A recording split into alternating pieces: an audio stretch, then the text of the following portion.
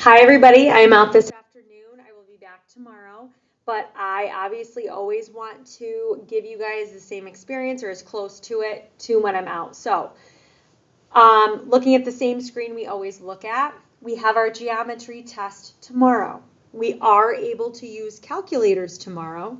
No open notes, obviously, but I feel like I've been hammering that idea and really getting you guys to try to use them because every time we use the open notes, it's you looking at the information and hopefully absorbing it a little bit more. It's a way of studying. So I'll talk about it at the end, but some ways to study other than reading over your study guide is to make flashcards about the formulas or just do the flashcards of the jumper cables on pages 2 through 5. Teach a skill to somebody else in your family. Do the quizzes links that I will also show you at the end of class in our review folder. Like do a couple in each one. The options are really up to you to fit your needs of what you really need to study. And that's what we'll see at the end of today. So please make sure you grab your calculators. You also need to make sure you have a highlighter or a colored pencil, because we're going to be starring the answers that you got correct and then highlighting the ones that you didn't get correct and making notes next to them on what you need to remember. Remember, we're never, ever, ever erasing, ever. So as long as you have your calculators and a highlighter or a colored pencil, you're good, and get out your study guide, please. Pause this if you need to do those things. Here's our I Can for today, as we always do with study guides. Analyze our answers for the study guide to celebrate what we know versus what still needs clarification. So that's where the starring what we got right versus highlighting what we need to know and get better at that we got wrong and making sure we write notes down. This is because we're continuing to practice our skills to prepare for our unit test. All right? So again, different color. You can add notes at any time and do not erase anything. You want to put an arrow to stuff and make sure that you know what you got wrong and what you needed to do different. Tonight's homework is, you have a test tomorrow. We just went over ways to study and I'll hit it again before we leave. So if your study guide is not done, I'm going to make sure that the substitute comes around. You are flipping through.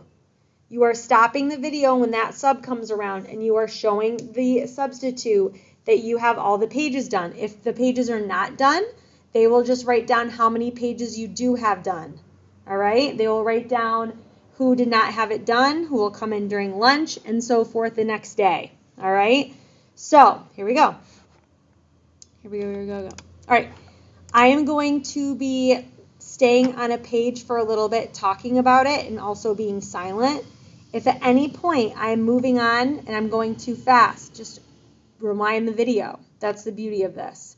Anything that is in red is what the fill in the blanks were. If you have a different word there, that's acceptable, and I'll show you a couple, that's fine.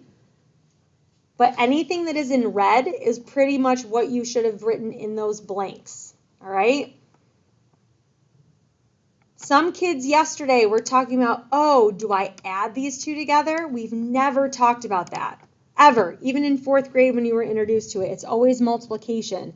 The only time you're adding is if you're adding two bases together in a triangle with a solid line, or adding all the areas together from a net. But the formulas themselves, other than the trapezoid formula, you're not adding, you're multiplying. Formula for a triangle, making sure you're dividing by 2. And if that triangle has any fractions, like it could be, pretend that's the height, 3/4 and 7/8 or something like that, that's when you use that triangle formula. Okay, only with fractions. Volume, you've got 2 of them. This was given to you. And length times width times height is what I wanted here. What does LWH stand for? The other formula that you could be using is if they've already calculated the length and the width, and it shows area of the base. So it may say this, area of base, and it could say 30 square units, right? And that could be at the bottom, but it just means that you just need to multiply those two numbers, same thing with volume. Okay, lastly on this first page, the only word you need here is add them together. Once you find the area of each surface, and pick a surface to start with, then you add them all together to find the total. So that word is add. Okay, turn your page. For area, it's the total space inside of a shape or a figure. I don't know why 3/2 are there, sorry. Okay, it's the stuff inside. So you were supposed to label the base and the height for each one of these shapes. So notice I'm crossing out my distractors. Okay? So I'm crossing out my distractors. The one thing I need you guys to take a look at is, see how this is a dotted line and I don't use that measurement versus, see how both of these give measurements and it's a solid line? If it is a solid black line, we have to add those first. If it is a dotted line for the base, we do not use it. Because think about it, when we draw a shape, we have a solid black line. We don't do dotted lines. So know when you have to add the bases together versus when you have to not do that, and it's distraction. So those are the ones, the base and the heights are what yours should be labeled. So I think this together would be 9.4, I think. I don't know, you didn't need to do that though. All right? Moving on. Now I actually have to calculate. So if you don't have get mad written down and you got this incorrect, get M-A-D, you have to convert these mixed numbers. You can't leave them there. So I get mad, I multiply. So look what we did. 1 times 4 is 4. Add the top. So 4 plus the 1 here is 5. The D stands for keep that bottom denominator the same. So it was 4 here, you keep it 4. Same thing with this one. I can't leave it like this. I have to multiply M and then add the 5, which gives me 17. And look at 6 is the denominator. I keep that denominator. Now I take them and here's the base from here. Here's the height from over here. And now I'm just multiplying them straight across. So 17 times 5 on my calculator is 85. 6 times 4 is 24. You guys can leave them just like that, okay? If you need to pause it to get that, please do that. There's no sense of being overwhelmed if you guys have control. Look at B. I've crossed out the distractors. Again, look at, I don't use that dotted line measurement. For the bottom, it's a distractor. So here's my base measurement. Here's my height. All I have to do is plug it. Here's my formula. It's a triangle. I have to make sure I divide it by 2. So I plug these 2 into the calculator. I get this answer. And then you have to make sure you're dividing by 2. You're going to get really frustrated if you get this answer wrong because you keep forgetting to divide by 2. So your answer for this one should be this. Again, pause this if you don't have this down. Make notes to yourself. If you forgot to divide by 2, make a note. Make sure I divide by 2. I forgot, kind of thing. Don't erase it. Okay, next page. So, decomposing. What I like to do, and if you've had me come over and help you before, you'll see it. I will physically take my hand and cover up this whole thing just so you guys see this. And I say, hey, what numbers do you only need for this rectangle?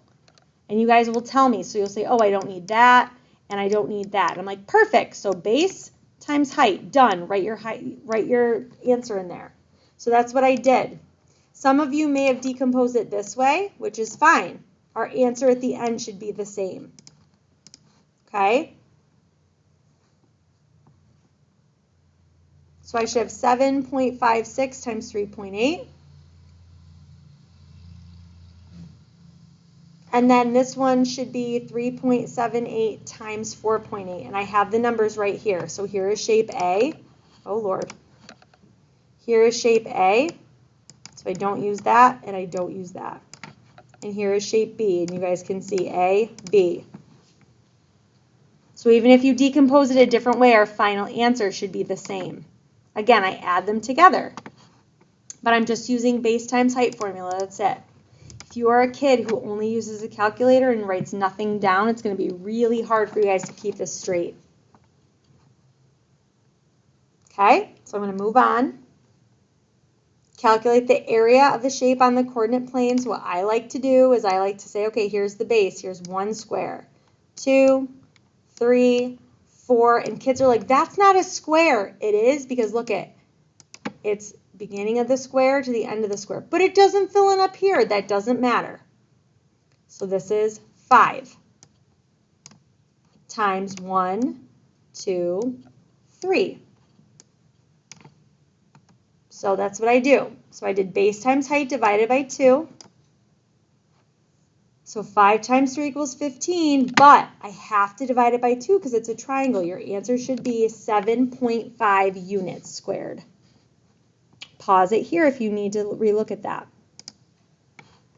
I'm moving on. And I'm going to be quiet for a minute so you can look at everything in red.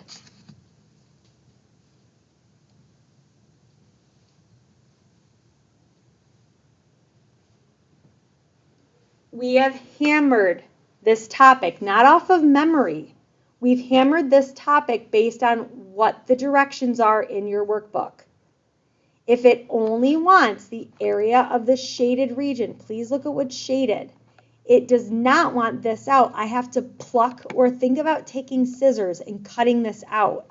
If I only want the shaded region, I have to get this part inside out.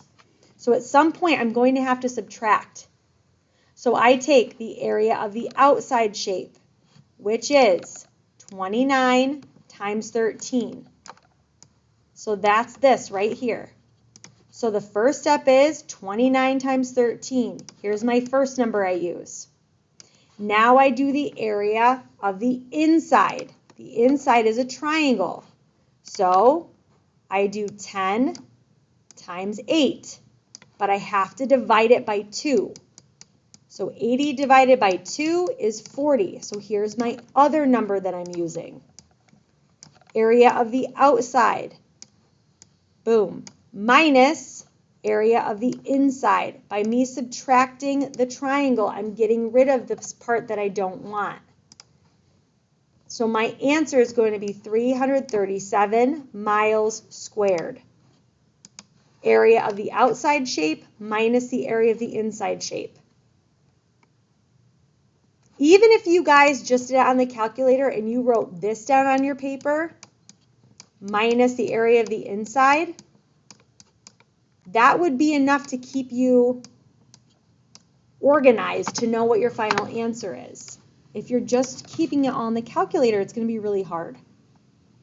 Okay, bottom of this page, you should have the word, a net is a flattened or open. Open is fine. 3D shape that shows all surfaces, so opened is fine. Surface area is the amount of space covering the outside of a 3D shape. Think of a tissue box and me like hitting the outside of the tissue box. It's just the shapes on the outside that you're solving for. Inside would be talking about volume. It has nothing to do with that. All right, I'm going to move on. Page 5. So I need to pick a shape. Does not matter. Pick a shape. So I want to start here first.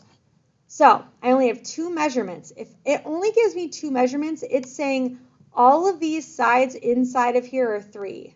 So if this is 3, then this is 3, and this is 3. So the area of a square is base times height, so I do 3 times 3, which is 9. So the area of this shape right here is 9. I'm going to circle it.